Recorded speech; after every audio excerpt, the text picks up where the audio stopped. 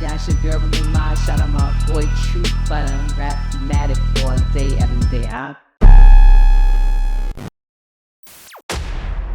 What's up, everybody? It's your boy Bullets Gotti. I'm back here on RapMatic. I got a special guest here with me, Benzino. Bullets. What's good, man? Come on, man. How are you? Man, I'm good, man. Everything's How good, treating man. you, man? Man, life's good, man. This is nice, Bullets, man. Thanks, I'm man. proud of you, Thanks, man. I thanks, see you doing man. your thing. Thanks, man. Yeah, Thanks, for man. real, To hear that I from love a to legend see is it. dope, No, I love man. to see it, man. Yeah, so you did a lot of things in this culture, man. Impactful things.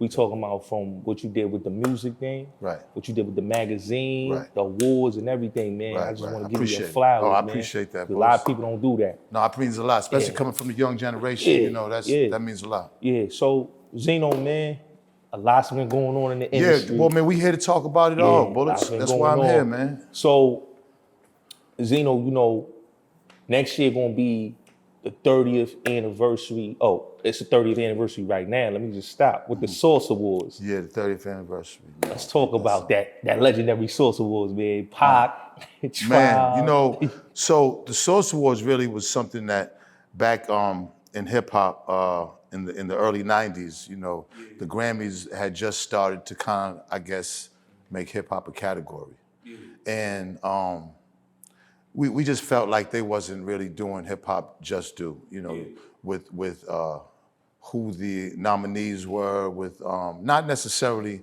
who won, but it was just the way we knew that they wasn't into the culture, and we knew we figured they just in it to you know, for the dollar. Because you know, hip hop started to be popular, and you know, then they could get a demographic of people that not necessarily wouldn't have even been checking out the Grammys at the time. So we felt like, especially, you know, me, you know, I was real vocal about it, and I just was like, man, they, you know, year after year. And I remember one year they had a rap category and a hip hop category, and I just didn't understand that. Like, could y'all explain that? And I don't even think they could. So I said, you know, it's time for, you know, us to give our people and recognize them the way they should, give them their just due. You know, hip hop at this point is really taking off, and you know, these people need to be awarded. They need to, you know, they deserve to be recognized on a high level. And we felt like we could do it. The first one we did was actually before '94. It wasn't an award show, but we had Yo MTV Raps read off like the Source Awards kind of on Yo MTV. I think that was like '92, if I'm not mistaken. But '94 was the very first one we did. Bernie Mac hosted. Bernie Mac, man, rest in peace, Bernie, man. Imagine that, right? Yeah, man. Bernie Mac hosted it. Bernie's cool, man. You know what I'm saying? Bernie was good because there was so many things going wrong. You know what I'm saying? It was our first time doing it. He's the guy that could just keep them. You know what I'm saying? As shit's going wrong, he gonna keep everybody just off top of the head. So, hey, Zeno, I want to ask you, how the lights was off on that? Because when you watch it, it's dark over there. Listen, first of all, okay, we in Madison Square, so we got the Paramount Theater. Now, the Paramount Theater is inside Madison Square Garden. So, you know, it's funny because I never asked this, but I don't even know what they use that place for, because, like, it is a dark, dreary place, you know what I'm saying, for it to be in Madison Square Garden. But it was the perfect place because we felt like even though it was the Paramount Theater, it's still Madison Square Garden. So we're doing the Source Awards at Madison Square Garden. But, you know, we was on a tight budget. Everything was coming out of our pockets. It necessarily wasn't too much sponsorship, you know what I'm saying? The labels would throw a few dollars into, you know, especially if their artists would be up for Best Artist of the Year, Best Album for the Year. So they understood, and at the first one, you know, Dave was able to pull a few dollars, you know what I'm saying? But, you know, it was on a minimal budget, and we got through the night, man. The first night, that was the night that, I guess the highlight of the night was when Tupac went up on stage. Yeah, snatched the mic. Okay, so hold on. Now, now I'm gonna give you something I ain't never gave before. Now, you know, I told you I'm gonna give you the exclusive. So I told the story, and what I thought. This is what I thought. I thought that Tupac, when Tribe Called Quest was accepting their award, right? I thought that he snatched the mic from Q-Tip. So I told the story, and the way I told the story was, Pac had, you know, he wasn't scheduled to perform. We didn't even know he was gonna be there. And all of a sudden, you know what I'm saying, he ran up on stage with the Outlaws, gang of niggas. and he must have, snatched up the sound man, right? But I thought that he went up there because at the time Q-Tip had won an award. Tribe Called Quest had won. It might have been best album or best group, but they won the award. And Pac, I thought he snatched the mic out of Tip's hand. Now, I get a call from Q-Tip. I couldn't believe it. This is the first time. And Q-Tip's a legend in my eyes. One of the legends. Like, you know what I'm saying? Like, when hip hop first started budding, Tupac was one of the first groups. You had your gangster rap, but then you had your, you know what I'm saying? You had your like Tribe Called Quest, Jungle Brothers, Queen Latifah, but he was at that time like the biggest. So I give him nothing but props in his contribution to hip hop. So I was like, damn, I said Q-Tip wanna holler at me. And I knew it was gonna be about the Tupac shit. So I had a conversation with him, man, and I was like, I ain't gonna, with me, I've met everybody, you know what I'm saying? But me and Q-Tip, even at the awards, never really kicked it. So I think I was a little nervous talking to him. Imagine that, right? Yeah, because I'm a fan. So, and it's crazy because I'm talking to him and his voice is just like how you would think of it from rap, And I'm talking, we having a good conversation. He just said, look, Zeno, he didn't take the mic from me. He said, it was at the podium, there was a podium there, which there was, and he took the mic off the podium. He was speaking, because the podium was there, and then Q-Tip was speaking on the podium. So when Pac came, he just grabbed the mic. He didn't grab it from Q-Tip. And I told him, look, I apologize, because I thought that's what happened. I didn't mean it, because I don't want people to think like I had any type of bias or any type of bad intentions if I tell a story and I seen it. I'm glad he called and I'm glad I could clear it up on your show. Yeah, no problem. Yeah, so he, he said that after that, he said, because he, it's funny because he made a point to let me know, like after that, like he got deep with his guys. Yeah. And they, and because they was trying to run up on Pac and have a little conversation with him or whatever, but, he just, just want to let, I took from the conversation, like, don't let that Bonita Applebone fool you, you know what I'm saying? I'm from Queens, nigga, and yeah, I had a crew that got down too, that's how I took it, but it was a good conversation, and, I was, man, like, there were certain moments in hip hop that I'm glad I got to have a conversation with the legend. Yeah, of course. Speaking of legends, you work with Pac. I did. You and Freddie Fox. Shout out to Bumpy Knuckles. Yep. He just did an interview recently, right? And they was asking a question about how you and him meet, right? About the Drink Champs thing. The Drink Champs, right. And I just didn't like how they did that interview because they tried to act like you said something wrong. Look, I'm glad, again, man. I'm loving this. I'm loving this right here. I have a great deal of. Freddie Fox is my friend.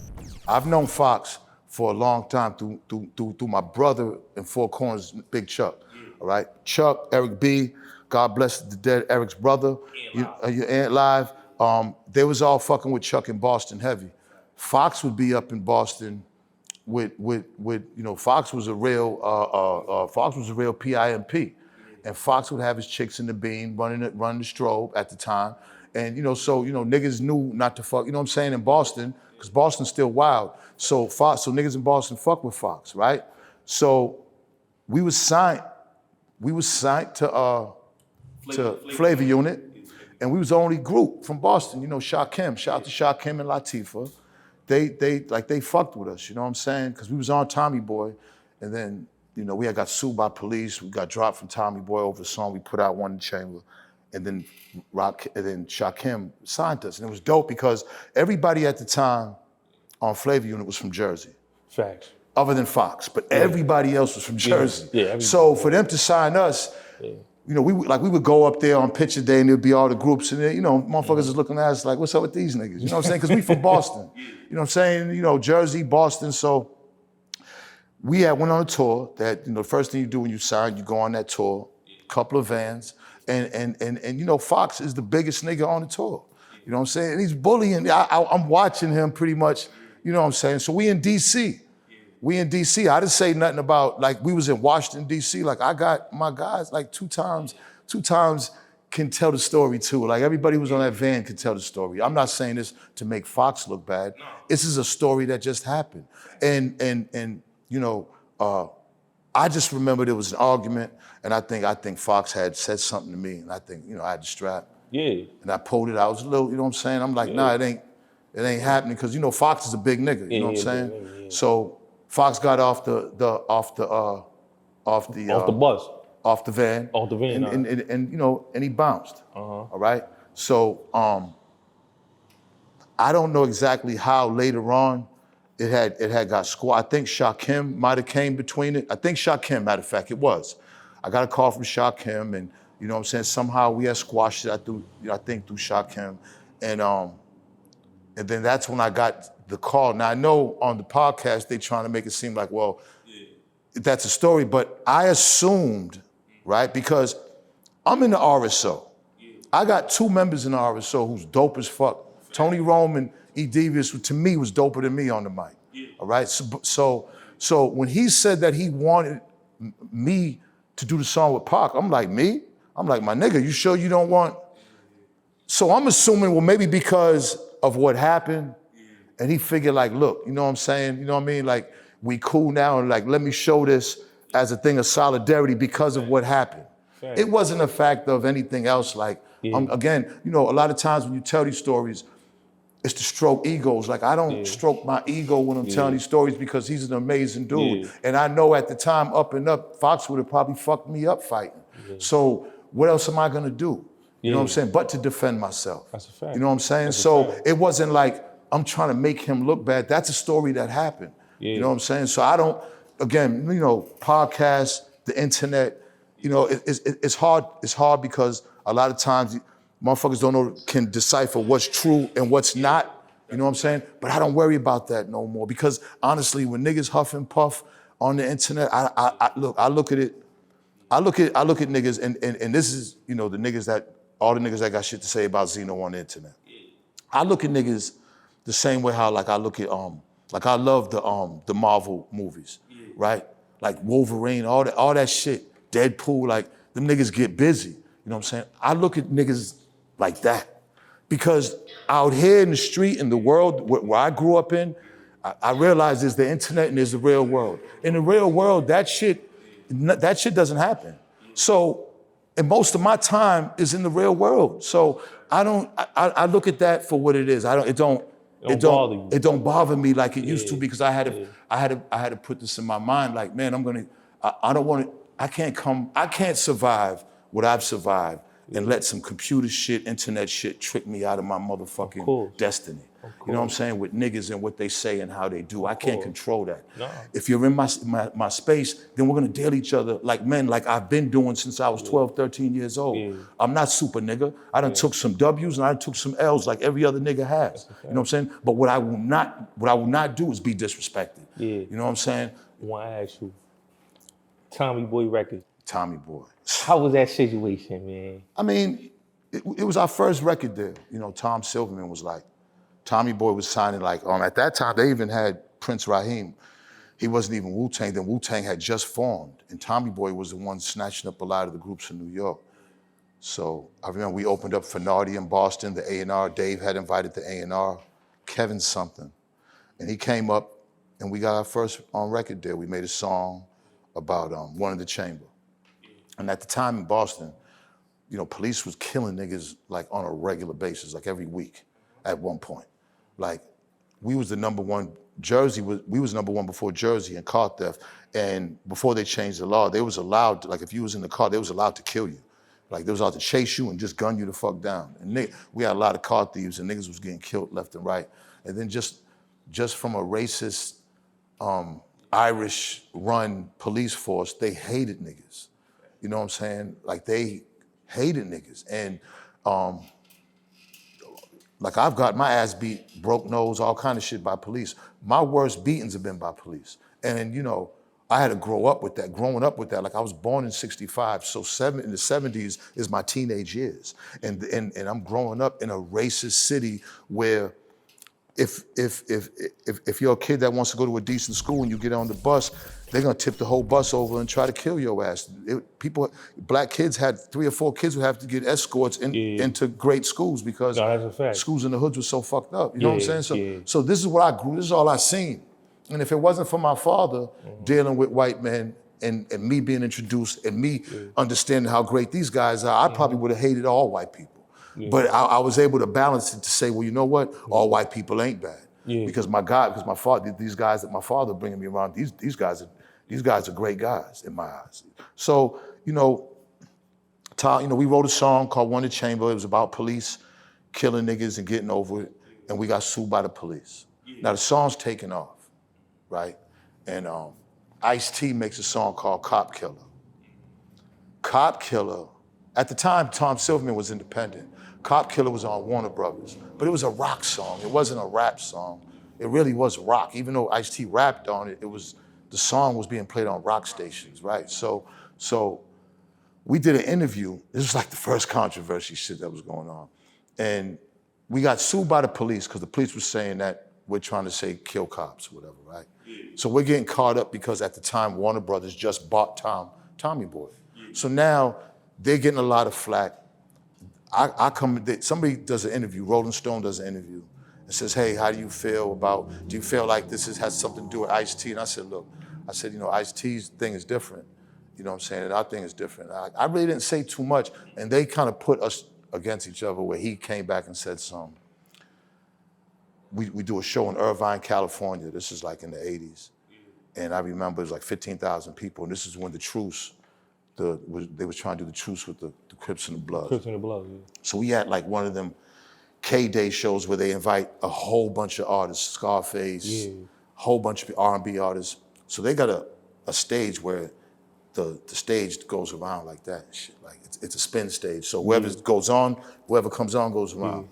It was just 5 of us. Right? It was the RSO, and then we had this reggae guy, Wayne Ranks, because we used to, do a lot of Jamaican music, do a lot of dance hall shit. So we brought him with us. So Ice-T's there.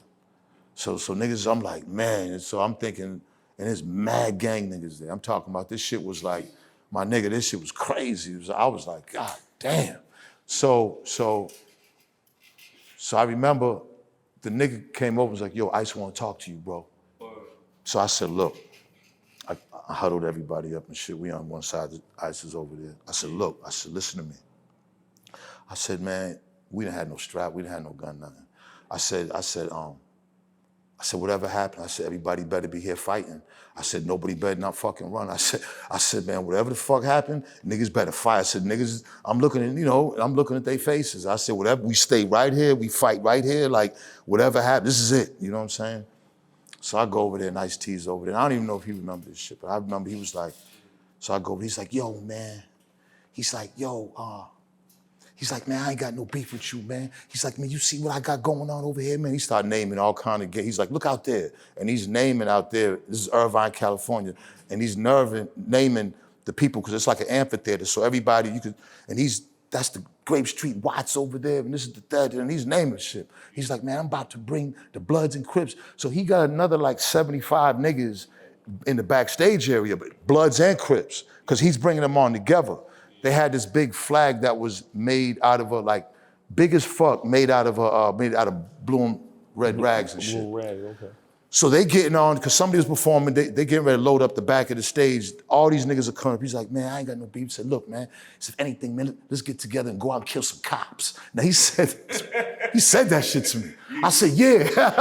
I said, yeah, motherfucking right. I said, yeah, you goddamn right, you know what I'm saying? So I look back over there, they looked at me, I'm like, you know what I'm saying? Shit. But yeah, so after that, man, and big up to Ice-T, the fucking legend, man, because, he's one of the reasons that I loved hip hop, because he was in one of the first movies. I don't know if people remember the first Breaking. Breaking, yeah. You know what I'm saying? So, yeah.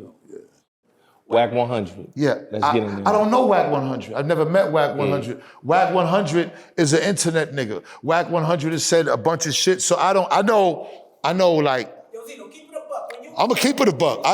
I went to. Who? Was he there? Was he the chauffeur? No, I never seen Wack. Wack never came. I've never seen Wack at the Source Awards. I've never seen Wack at anything back in the day, but I don't know. Wack looked different. Wack was more built back then. I seen a picture of Wack. Wack was in the gym back. Wack looked totally different now. So I don't, what's sad is that the influence that Wack or even like a Charleston White could have if they had their heads screwed on right. Again, you're looking at the result of niggas who never got no pussy and niggas who never was that nigga that everybody was talking about. They found a way to get that fame and that attention they want, and this is what they do. And they he gave shit you on your everybody praise. else. Like, and Wack gave you your praises. of course he gave my praises, Clubhouse. but then come back and do some other shit. So I don't understand Wack. I don't get it, and it's not for me to understand it. I went to Adam. I was there for 5.5 hours. If it was any issue, that's his home. He could have pulled up. I took a picture with Brick. Shout out to Brick. I took a picture with Sharp. There was a few other niggas up there, and it was love. Like, how long you was there waiting for Wack? I was at there almost 5 hours. I was there at the place almost 4.5, like at least hours. So, you know what I'm saying? And like, so I don't, you know what I mean? Look, I've been going to LA all my life. You know what I'm saying? I respect niggas. I'm not no troublemaking nigga. I respect niggas. I respect the streets. I respect niggas' hoods, their gangs. There's a protocol on how you talk to niggas and how you treat niggas. And I've always walked that protocol. Make no mistake, a nigga fuck with me out here in this world, there's only one way I'm going out, and that's it. Any type of harm that come to me, my nephew's a different story, because that's family.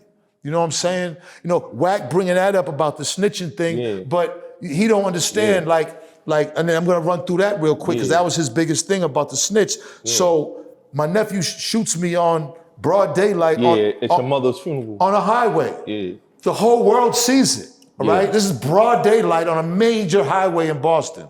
Going to Cape Cod, nothing but white people on the highway. And the first thing he does when he shoots me wasn't, this is all in the paperwork. He calls the police and said, I just shot a man. I just shot Benzino. Now he knows the police and everything. He said that I had a gun. That's the reason he shot me. He had to make an excuse. He had 3 guns, emptied out. All right. When they get me, they snap. I'm going to the hospital, trying to get to the hospital. I done lost about 3 pints of blood already, because I had to do a fishtail. I jump out the car. I jump in my 2 cousins' car. They go over the medium. They're trying to get me to the hospital. I get off the exit. The police get me out. They butt naked, dick out, everything. It's raining, and they're doing ballistics tests because they said I had a gun. They put me in the ambulance. They're rubbing my fingers. I had a gun. I'm bleeding everywhere. Before they even helped me, they're doing tests. They're saying that, listen, he said that he shot you because you had a gun. I said, no, he shot me. You know what I'm saying? I'm the one fucking shot. You know what I'm saying? How the fuck? I said, obviously he shot me. Now, after that, those are the initial recordings and everything. After that, there's a grand jury. In order to be indicted, you have to get a grand jury. They bring me to the grand jury. Mr. Scott, do you see? No, I don't know who shot me. But you said, you know what, I was in and out, I was losing blood. I don't know. I'm just basing it off of them telling me that he shot me. Now again, the first call to the 911 was, I just shot a man. He said he shot me already. Fact. So he already snitched on himself. Fact. They said, okay, that was it. I thought I'm done with it. Okay. They said, you gotta come to court. I'm not coming to court. You don't come to court, we're giving you 6 months contempt. So I came to court. He's sitting right there with his lawyer. Do you see who shot you? No. And I walked out of court. It took 10 minutes. He did 18 months because other people seen him shooting on a dwelling, and he shot all over the place and the thing. I got shot 3 times up here. That's attempted murder. If you get shot below the belt in Massachusetts, it's assault and battery. It's attempted murder. If I would have told on him, don't you think he would have did 15, 20 fucking years? Yeah, he would have. All right then, so what is this bozo talking about? Because I saw you and you and Zip having that conversation about that. Another one, again, these dudes, God bless these dudes. Zip did all this time. Zip, again, look at these guys' IQs and look at who these guys are. Like, Zip look like he don't even wash half the time. You know what I'm saying? Like, you know what I'm saying? I don't got nothing against none of these niggas, but these niggas ain't on my level. It ain't never been. You know what I'm saying? So I'm not going back and forth with the internet shit because snitching means something to me. Right now, listen, snitching don't mean shit right now. So really, I could have been like, yeah, I did it. But I didn't. You didn't. Yeah, I did it. Come on, man. 59 years old, I never ratted on nobody. The police don't like you, Zeno. They would have paraded around that and celebrated that. Hate me. Listen, again, you can get the 911 call. Once he called and said he shot me and I had the gun, that's it. You know what I'm saying? So, you know, it was what I was. I regret that ever happened, because you got to understand, that was my first nephew. Like, I raised the guy. Like that was a fucked up situation, but you know, life goes on. You know what I mean? Hey, yo, Zeno, I ate those bullets. Let me say this, right? And then I want to get into these two questions. I'm benching 315, by the way. Oh yeah, I see, Zeno. 59 years old. I wish a nigga would.